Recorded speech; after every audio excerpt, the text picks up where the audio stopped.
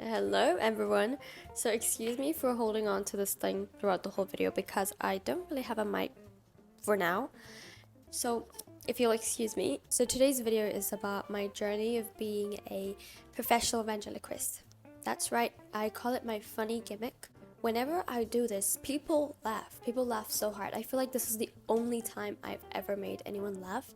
And the people in question being children below 10. They get so amused when I do this. What I usually do is I take their dolls and act like their doll is speaking, and I make weird noises. I'm so funny. Honestly. Okay, anyways, joking guys, this video is not about my journey of being a ventriloquist, but that is for another day. So what I do enjoy doing is I like to imitate. I like to imitate a couple of accents and impersonate few of the cartoon characters. Another thing about my imitations and my impersonations is that they are very limited. They're really limited. For example, if you ask me to talk in a certain character's voice right now while I'm saying these words, I cannot do that. I can only do specific words and specific dialogues. Yeah, they're really limited. I mean, if I put time into it, maybe they'll work, but I cannot do that. That's the peculiarity of my impersonation. Okay, first and foremost, I love British accent. I love it. There is something about it that just riles me up. The dopamine surge is no joke. Now, this is something really specific. What I love doing is that I love to imitate or impersonate a British man going to a coffee shop. Now, ironically, what is he going to order from a coffee shop? That's right, he's going to order tea. And I feel like whenever a British person, when they like something or when they want to appreciate something, they go to the extreme and they replace the word like, this is just my opinion, and they replace the word like with love. Okay, now this is my impersonation of a British man going to a coffee shop, and he's a loner, and he's just talking about how much he would love a cup of tea and the weather, the day, whatever. Okay, anyways. What a lovely day. Ain't it, fam? Perfect. Stupid night, mate. Okay, I'll stop that. I'm sorry, I'll stop that. You know what would make this day more perfect? A cup of tea and biscuits to go with it. Okay. Another thing about Australian accent. I didn't know Australian accent existed until I started watching this show called H2O Just Add Water. To make the long story short, the show is about these three girls who magically become mermaids, and they can't touch water, or they can't have water on them, or they can't be in the water. I mean, they can be in the water, but they can't be in the water when everyone's around, because then everyone will know their secrets and they will sell them to the US government. I didn't know Australian accents existed until then.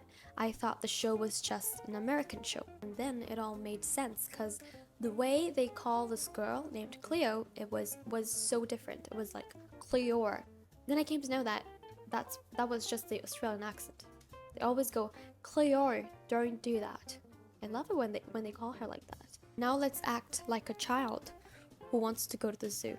They don't say mommy. No, they say mum. Okay, we'll go with mum. That sounds a little too British, but let's go with mum.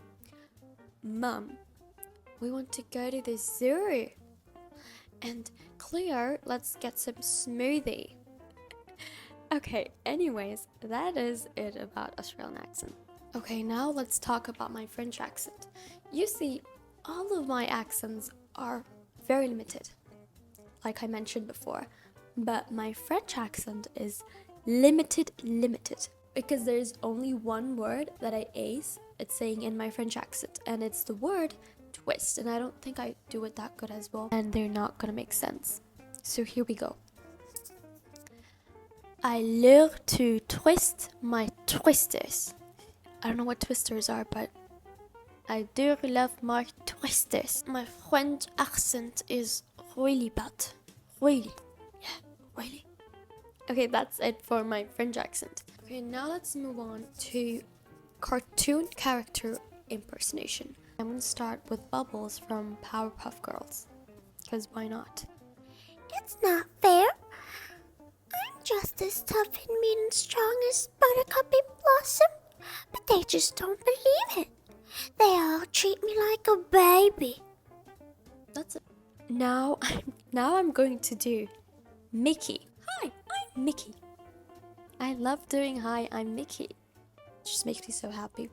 But anyways, that is the only thing I can say in Mickey's voice. Just plain hi, I'm Mickey. Okay, now I am going to do Azula from Avatar.